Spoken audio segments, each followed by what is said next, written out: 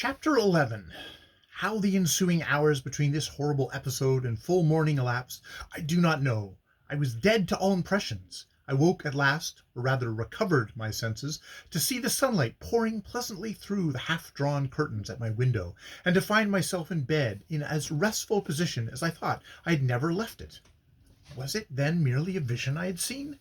A ghastly sort of nightmare? If so, it was surely the most abhorrent illusion ever evoked from dreamland. It could not be a question of health, for I had never felt better in my life. I lay for some time quiescent, thinking over the matter, with my eyes fixed on that part of the room where those three shapes had seemingly stood. But I had lately got into such a habit of cool self-analysis that by the time my valet brought my early cup of coffee, I decided that the whole thing was a dreadful fantasy, born of my own imagination, which had no doubt been unduly excited by the affair of Viscount Linton's suicide. I soon learned that there was no room left for doubt as to the unhappy young nobleman's actual death. A brief account of it was in the morning papers, though as the tragedy had occurred so late at night, there were no details.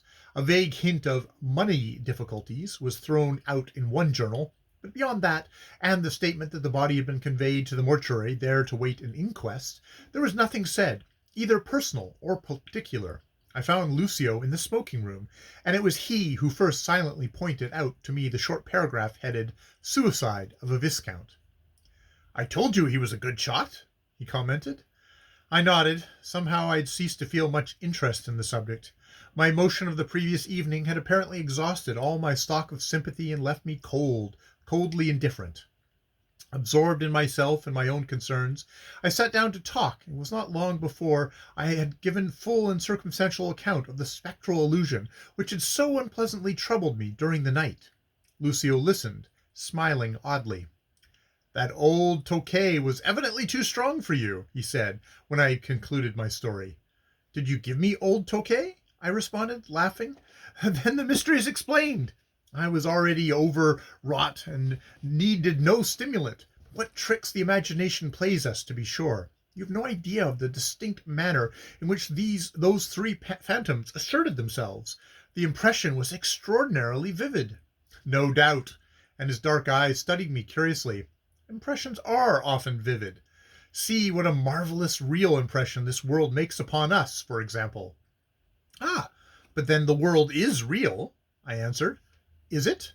You accept as such, I dare say, and things are as they appear to each separate individual. No two human beings think alike, hence there may be conflicting opinions as to the reality or non-reality of this present world. But we will not take unnecessary plunges into the infinite question of what is, as contrasted with what appears to be. I have some letters here for your consideration. You have lately spoken of buying a country estate. What say you to Willsmere Court, in Warwickshire? I have had my eye on that place for you. It seems to me just the very thing. It is a magnificent old pile. Part of it dates from Elizabeth's time. It is in excellent repair. The grounds are most picturesque. The classic river Avon winds with rather a broad sweep through the park. And the whole thing, with a great part of the furniture included, is to be sold for a mere song, £50,000 cash. I think you had better go for it. It would just suit your literary and poetic tastes." Was it my fancy, or had his musical voice the faintest touch of a sneer as he uttered the last words? I would not allow myself to think this possible, and answered quickly, "Anything you recommend must be worth looking at, and I'll certainly go and see it. The description sounds well, and Shakespeare's country always appeals to me. But wouldn't you like to secure it for yourself?" He laughed. "Not I. I live nowhere for long. I am of a roving disposition, and am never happily tied down to one corner of the earth. But I suggest Willsmere to you for two reasons. First, that it is charming and perfectly appointed. Secondly, that it will impress Lord Elton considerably if he knows you are going to buy it." "How so?" "Why, because it used to be his property," returned Lucio quietly, "till he got into the hands of the Jews. He gave them Willsmere as security for loans, and latterly they have stepped in as owners. They've sold most of the pictures, china, bric-a-brac, and other valuables. By the way, have you noticed how the legended God still appears to protect the house of Israel? particularly the base user who is allowed to get the unhappy Christians into his clutches 9 times out of 10, and no remedy drops from heaven. The Jews always triumph. Rather inconsistent, isn't it, on the part of the equitable deity? His eyes flashed strange scorn. Anon he resumed. As a result of Lord Elton's unfortunate speculations and the Jew's admirable shrewdness, Willowsmere, as I tell you, is in the market, and £50,000 will make you the envied owner of a place worth 100,000. We dine at the Eltons tonight, do we not? I asked musingly. We do. You cannot have forgotten that engagement and Lady Sybil so soon, surely, he answered, laughing. No, I have not forgotten, I said at last, after a little silence. And I will buy this Willowsmere. I will telegraph instructions to my lawyers at once. Will you give me the name and address of the agents? With pleasure, my dear boy. And Lucio handed me a letter containing the particulars concerning the sale of the estate and other items. But are you not making up your mind rather suddenly? Hadn't you better inspect the property first? There may be things you object to. If there were a rat-infested barrack, I said resolutely, I would still buy it. I shall settle the matter at once. I wish to let Lord Elton know this very night that I am the future owner of Willowsmere. Good! And my companion thrust his arm through mine as we left the smoking-room together. I like your swiftness of action, Geoffrey. It is admirable. I always respect determination. Even if a man makes up his mind to go to hell, I honor him for keeping his word and going there straight as a die. I laughed, and we parted in high good humour, he to fulfil a club engagement, I to telegraph precise instructions to my legal friends, Messrs. Bentham and Ellis, for the immediate purchase in my name, at all costs, risks and inconveniences, of the estate known as Willowsmere Court in the county of Warwick. That evening I dressed with more than common care, giving my man Morris almost as much trouble as if I had been a fidgety woman. He waited upon me, however, with exemplary patience, and only when I was quite ready did he venture to utter what had evidently been on his mind for some time. "Excuse me, sir," he then observed, "but I dare say you've noticed that there's something unpleasant-like about the prince's valet, Emile?" "Well, he's a rather down-looking fellow, if that's what you mean," I replied, "but I suppose there's no harm in him." "I don't know about that, sir," answered Morris severely. "He does a great many strange things, I do assure you. Downstairs with the servants he goes on something surprising. Sings and acts and dances too, as if he were a whole music hall." "Really?" I exclaimed in surprise. "I should never have thought it." "Nor should I, sir, but it's a fact." "He must be a rather amusing fellow, then," I continued, wondering what my man should take the accomplishments of Emile in such an injured manner. "Oh, I don't say anything against his amusingness," and Morris rubbed his nose with a doubtful air. "It's all very well for him to cut capers and make himself agreeable if he likes. But it's the deceit of him that surprises me, sir. You'd think to look at him that he was a decent sort of dull chap with no ideas beyond his duty. But really, sir, it's quite the contrary, if you'll believe me. The language he uses when he's up to his games downstairs is something frightful, and he actually swears he learnt it from the gentleman of the turf, sir. Last night he was play-acting and talking off all the fashionable folks, and he took to hypnotizing, and upon my word, it made my blood run cold." "Why, what did he do?" I asked, with some curiosity. "Well, sir, he took one of the scullery maids and sat her in a chair and just pointed at her and grinned, for all the world like a devil out of a pantomime. And though she is generally respectable, sober young woman, if she didn't get up with a screech and commence dancing around like a lunatic, while he kept on pointing, and presently she got to jumping and lifting her skirts that high that it was positively scandalous. Some of us tried to stop her, and couldn't. She was like mad, till all at once number 22 bell rang. That's the prince's room, and he just caught hold of her, set her down in her chair again, clapped his hands, and she came to directly, and didn't know a bit of what she'd been doing. Then 22 bell rang again, and the fellow rolled up his eyes like a clergy and said, 'Let us pray,' and off he went." I laughed.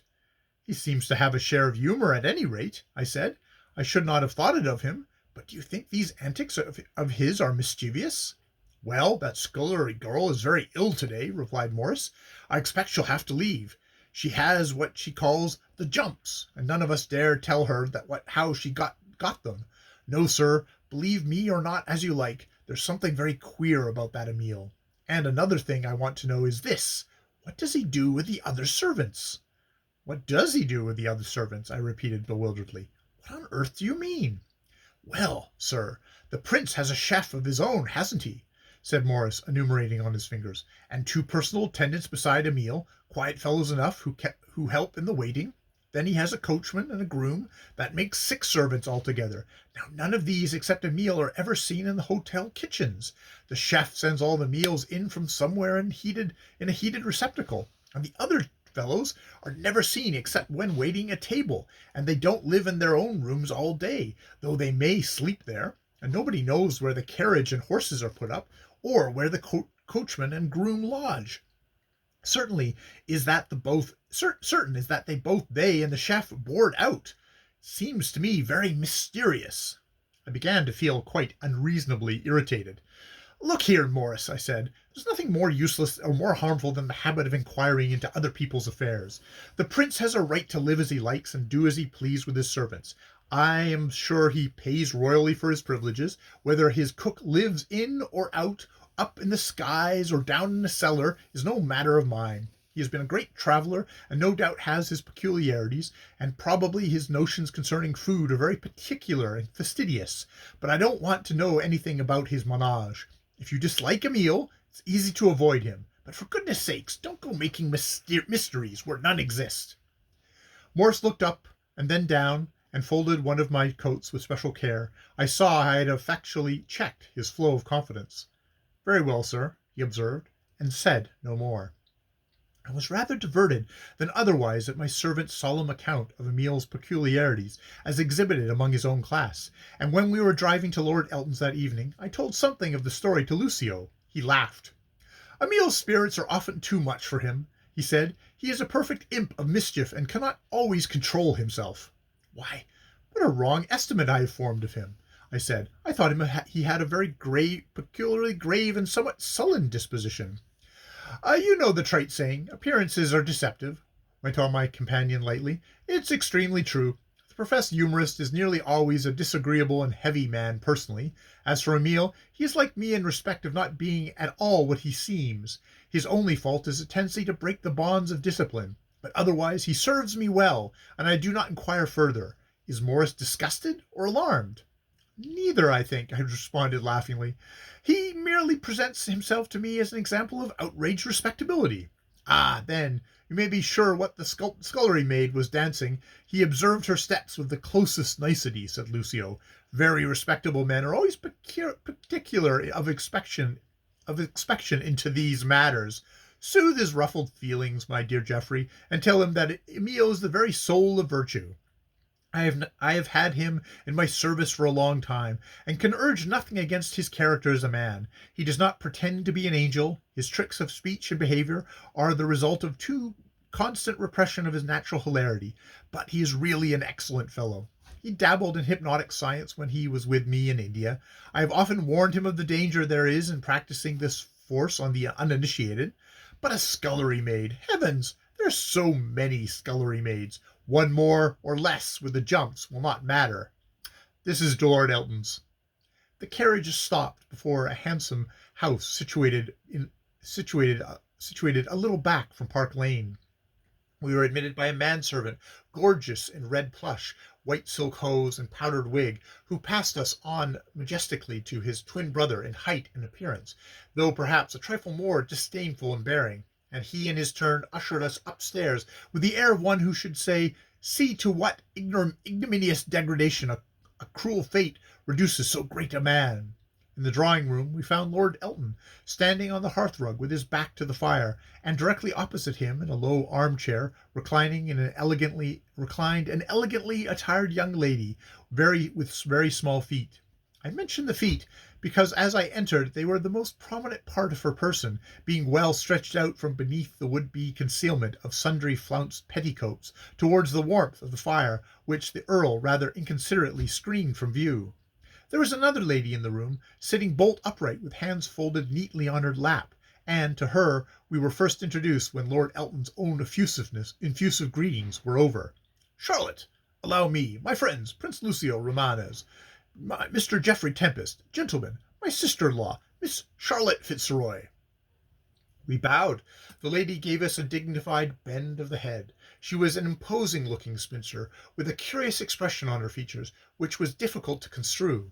It was pious and prim, but it also suggested the idea that she must have seen something excessively improper once in her life, and had never been able to forget it. The pursed-up mouth, the round, pale-coloured eyes, and the chronic air of insulted virtue, which seemed to pervade her from head to foot, all helped to deepen this impression. One could not look at Miss Charlotte long without beginning to wonder irreverently what it was that had, in her long past youth, so outrageously the cleanly propriet had so outraged the cleanly propriet had so outraged the cleanly proprietaries of her nature as to leave such indelible traces on her countenance. But I have since seen many Englishwomen look so, especially among the particularly high-bred, old and plain-featured of the upper ten. Very different was the saucy and bright physiognomy of the younger lady to whom we were next presented, and who, raising herself languidly from her reclining position, smiled at us with encouraging familiarity as we made our salutations. "Miss Diana Chesney," said the Earl glibly. "You perhaps know her father, Prince. You must have heard of him at any rate, the famous Nicomedes Chesney, one of the great railway kings." "Ah, of course I know him," responded Lucio warmly. "Who does not? I have met him often. A charming man, gifted with most remarkable humor and vitality. I remember him perfectly. We saw a good deal of each other in Washington." "Did you, though?" said Miss Chesney with somewhat indifferent interest. "He's a queer sort of man, to my thinking. Rather a cross between a ticket collector and a customs house officer combined, you know. I never see him but what I feel I must start on a journey directly. Railways seem to be written all over him. I tell him so. I say, 'Pa, if you don't carry railway tickets in your face, you'd be better looking.' And you found him humorous, did you?" Laughing at the novel and free way in which this young person criticized her parent, Lucio protested that he did. "Well, don't," confessed Miss Chesney. "But that may be because I've heard all his stories over and over again, and have read most of them in books besides, so they're not much account to me. He tells some of them to the Prince of Wales whenever he can get a chance, but he doesn't try them off on me any more. He's a real clever man, too. He made his pile quicker than most. And you're quite right about his vitality. My, his laugh takes you to the middle of next week."